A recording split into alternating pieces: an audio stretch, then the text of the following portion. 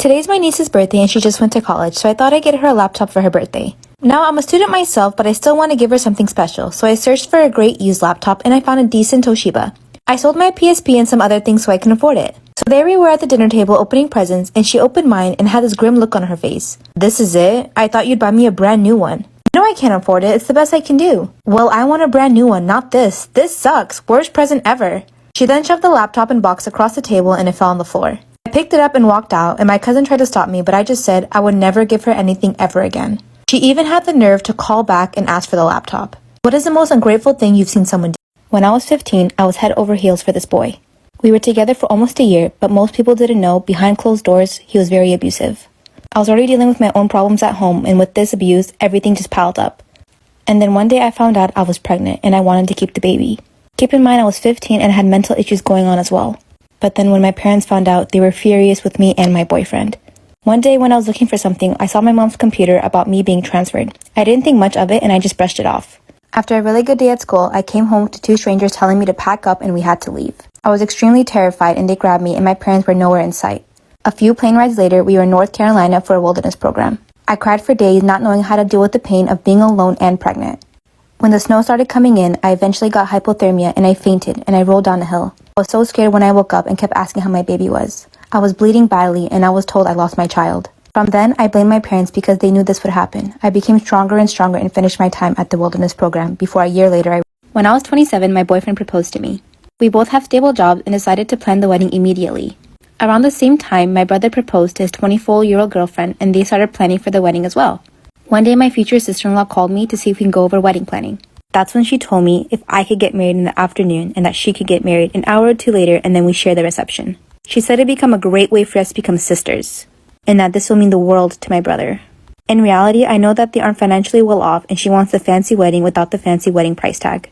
I didn't really know what to say, but I told her that's mine and my fiance's wedding. We planned it for us and we want it to be about us. She exploded in anger and said I wouldn't understand how hurtful it is to see the amazing wedding that I'm planning and know that she couldn't have something like that. I told her I waited to get married so that I could afford the wedding I wanted. And she said she wants to get married before she's old and dried up like some people. She called me heartless and a selfish bitch. I stormed off and my brother called me a few days later. He asked if I could please reconsider.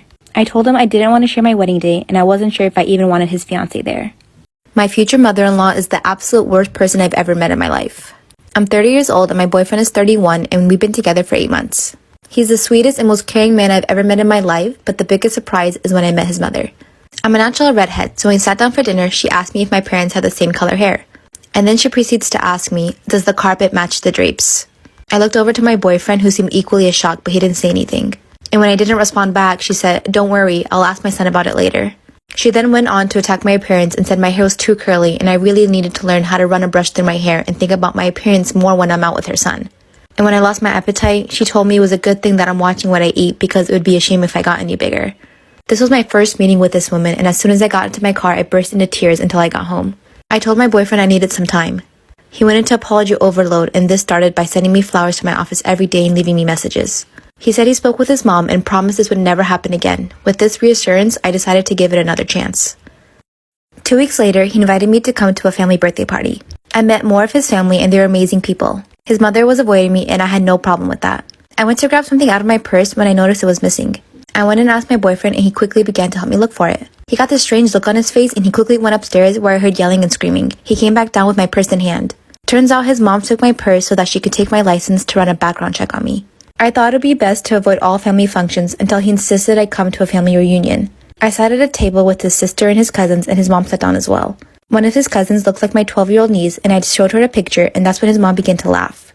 She told me she hopes that if me and her son ever have children that they don't look like my niece. And that's when I blew up on her like a volcano. She tried to play the victim and said I was a horrible woman. When my boyfriend decided it was time for us to leave and she saw something in his hand, she looked at me dead in the eyes and said, "You will never have this ring, you little bitch," and lunged for my boyfriend's hand and grabbed the small box and threw it down the storm drain. Turns out he was planning on proposing and got the heirloom from his grandma at the party. My fiancé went no contact with his mom and that only lasted about a week before she came banging on our door trying to apologize. When I let her in, that's when all hell broke loose because she saw our Christmas tree. She began screaming that I was trying to convert her son to Christianity and that I was just a little whore who was trying to ruin her family. She started running towards my Christmas tree and began tearing off every ornament and throwing them and leaving them smashed on the floor. I have many childhood and family ornaments on my tree that were very precious to me that were all smashed during her rampage. I had to grab her and physically drag her away, and she was punching me several times and biting my hand. I had to call the cops. She told the police I was an intruder in her son's apartment and I attacked her. After my fiancé came home and he was siding with me, that threw her into another rampage. When the police asked if I wanted to press charges, I looked at my fiancé and he was conflicted. I had to do what made me feel safe, so I decided to press charges. She was taken to the hospital and then arrested upon her release. Him and the rest of his family want me to drop the charges against his mom since I have a restraining order.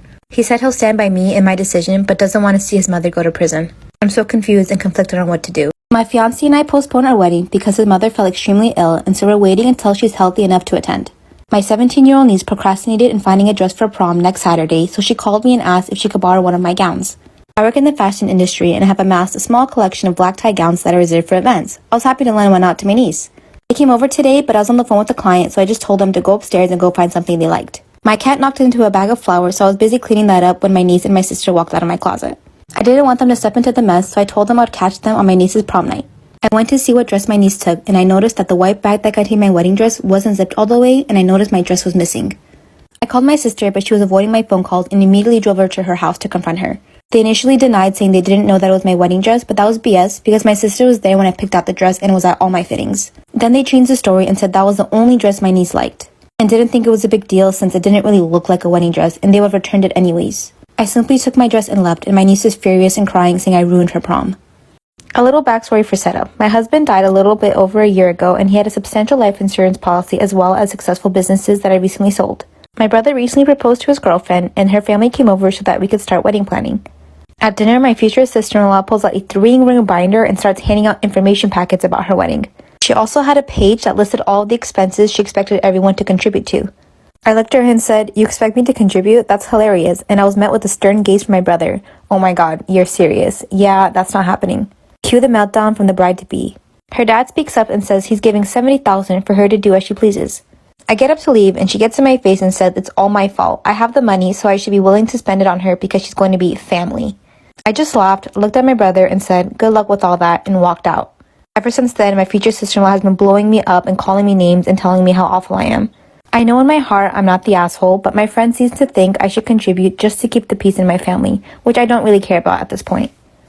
When my daughter was born, she had dark skin and looked like her parents could be of African descent. My husband was furious and accused me of cheating and left right then and there. He told everyone on both sides of the family what happened and wanted a divorce. Then his friends and families all called me to say how upset they were and called me really nasty names. My mother was by my side the entire time as I kept professing my innocence. He refused to pick me up from the hospital, threw my stuff out on the lawn, and changed the locks. When my sister called to get the baby stuff, he texted her a picture of a bare nursery room and said he got rid of everything. He even destroyed my art studio.